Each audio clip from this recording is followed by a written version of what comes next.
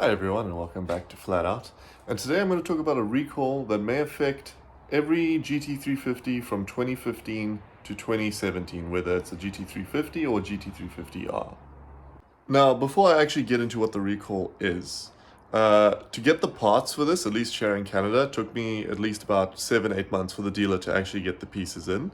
So if this recall hasn't been done, I would probably contact your Ford dealership pretty quick about it, and I will give you the recall number at the end of this video just so you can call about that specific recall if you have a GT350 or GT350R from 2015 to 2017.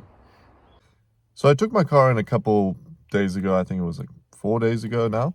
Anyway, I dropped the car off in the morning and they started work that day, probably at around lunchtime. Well, they didn't finish it that day. They called me and said, it's probably not going to be done today. Can you pick it up the next day? Which again, didn't bug me. I have a second vehicle, so it was really no problem. However, so it is not really a small recall, and I'll get into exactly what they changed and what they did. So to sum it up, the recall affects the backup camera, and basically they said it's causing distorted images, no image, and it's just overall to do with the wiring and the backup camera itself on these models of GT350 and GT350Rs. So in some cases, they have to change your whole backup camera and everything. In my case, it wasn't like that.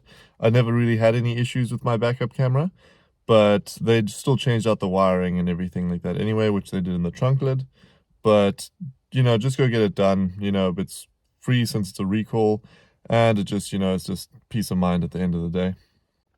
So this is the safety recall over here. So it's 22S06. So basically, they just said here, luggage compartment lid wiring inspection and rear view camera improper function. So basically, they, for me, just rewired some stuff in the trunk lid. For you, they may have to change out the whole backup camera system. I don't know if you've been experiencing any problems with this particular recall on your own cars, but I will say it's nothing that really affected me.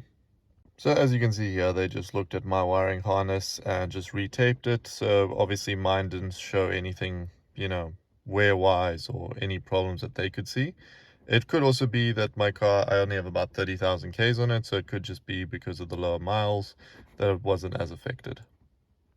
But yeah, I'd love to hear from you guys. Is this something that affected you in your GT350 or GT350R? Is it something that even affected you in your Mustang GT or your EcoBoost? Because I'm pretty sure the whole wiring system and the camera and everything like that on all these Mustangs is pretty much the same for this year. So let me know in the comments below.